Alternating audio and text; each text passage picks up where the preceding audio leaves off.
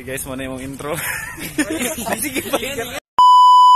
So karon guys, para kung makauban guys, yung mangita mi og mga random people para interview na mo about communication. Oh yeah. Stay. Gupo. Yeah. 2 hours later. Unya mga dito namin kay hapit ng oras, unya ugma na ipasa may. Let's go. Rabay. Nay rabay, mataga ko bay. Wala si Cristiano. Gusti. Motor guys. Ay.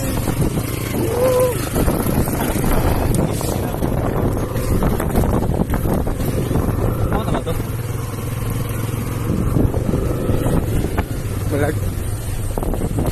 Tindot kayong katedral ba no?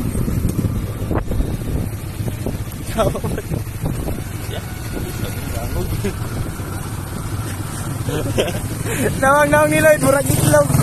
Oh my God! Wow! 5 minutes later. 2 hours later.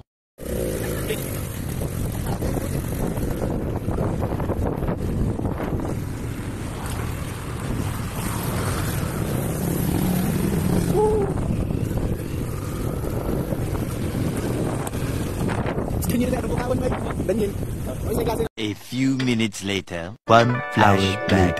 24 hours later, 1 week later, 1 eternity later.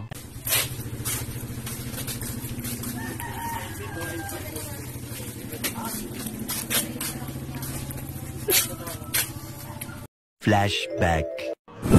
Dapat is communication. Dapat is communication. What is communication? You didn't have to cut me off.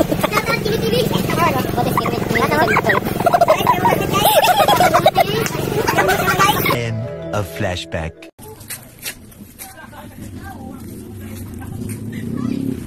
Nang kaluit. Ganun gini bay.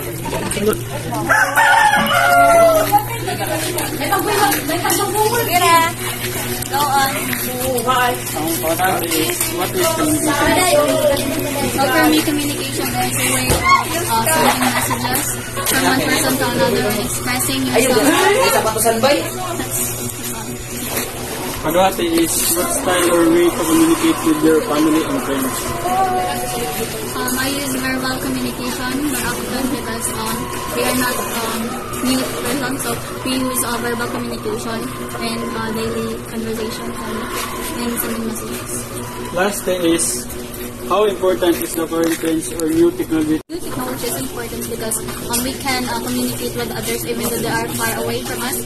Even foreign countries or in abroad, we can communicate with them using technology. 2,000 years later, 1 eternity later. So bye guys, para yung interview karon. Ang among interview is all about communication. Kami talaga lang sa Don Sheldon. Pero may magtutuan.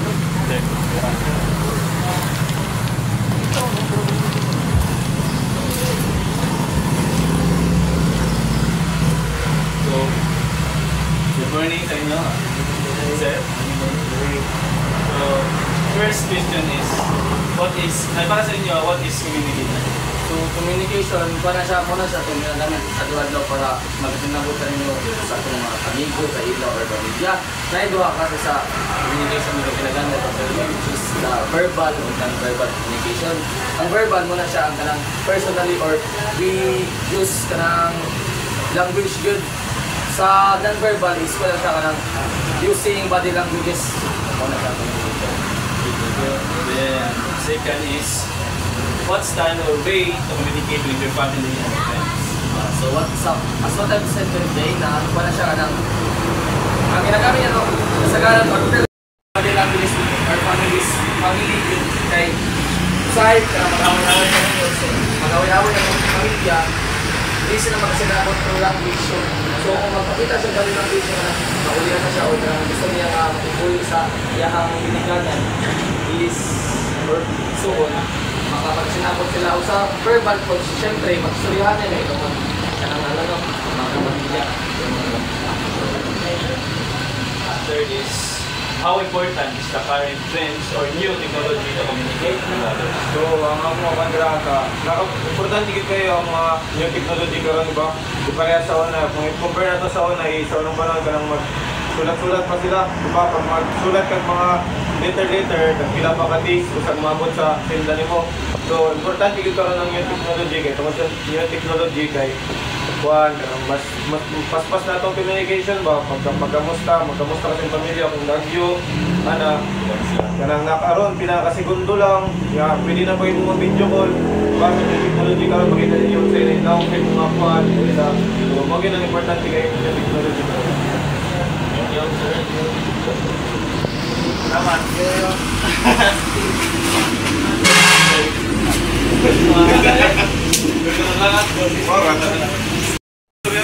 So guys, manay sa mong interview o karon manadyo tanan, daghang salamat.